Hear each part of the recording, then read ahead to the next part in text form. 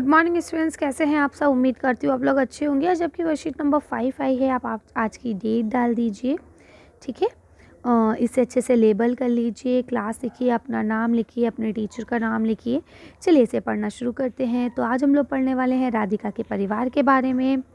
आप एकल परिवार में रहते हैं या संयुक्त परिवार में? तो बताइए आप कहाँ रहते हैं। एकल परिवार उसे कहा जाता है जिसमें सिर्फ आपके भाई बहन और आपके मम्मी पापा हों। ठीक है, और संयुक्त परिवार उसे कहा जाता है जिसमें आपके मम्मी पापा और दादा दादी, चाचा चाची सब लोग शामिल हों। ठीक है, तो भाई मैं तो अभी फ़िलहाल एकल परिवार में रहती हूँ क्योंकि मेरे दादा दादी की डेथ हो चुकी है ना। तो यहाँ पे मेरे परिवार में तो मैं, मेरी मम्मी पापा ही रहते हैं। ठीक है, तो इस तरह से मैंने तो लिख दिया एकल परिवार। अब अगर आप अपने दादा दादी, चाचा चाची के साथ रहते हैं तो आप संयुक्त परिवार लिखिए।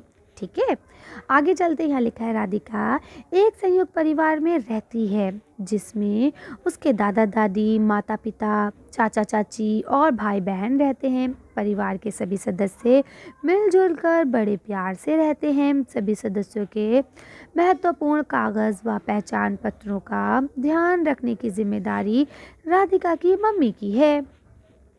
ठीक है, आगे देखिए क्या लिखते हैं। एक दिन उसकी मम्मी सभी के आधार कार्ड एक जगह रख रही थी। राधिका भी वहीं उनके पास बैठी थी। वे आधार कार्ड को ध्यान से देखने लगी और आधार कार्ड पर लिखी हुई जन्म तिथि से घर के सभी सदस्यों की उम्र का अंदाज़ा लगाकर अपनी कॉपी में लिखने लगी। ठीक है, तो अब उसने क्या करा, सबकी उम्र देखी तो उसने देखा कि भाई दादाजी की उम्र जो है वो 70 साल है, दादी जी की जो है 66 है, पापा की 45 है, मम्मी की 40 है, चाचा की भी 40 है, चाची की 39 है ना। मैं 13 साल की हूँ और मेरा भाई 10 साल का है और मेरी चचेरी बहन जो है वो 12 साल की है। तो इस तरह से यहाँ मैं जो है वो राधिका है। ठीक है, तो इस तरह से उसने सबका जो है अंदाज़ा लगा लिया। अब देखिए यहाँ क्या लिखा हुआ है। क्या आप राधिका के साथ मिलकर इन प्रश्नों का उत्तर देंगे?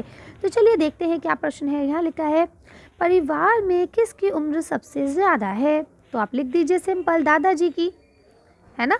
सबसे ज़्यादा उम्र किसकी है? दादाजी की। कितनी है? 70 साल, ब्रैकेट में 70 लिख दीजिए।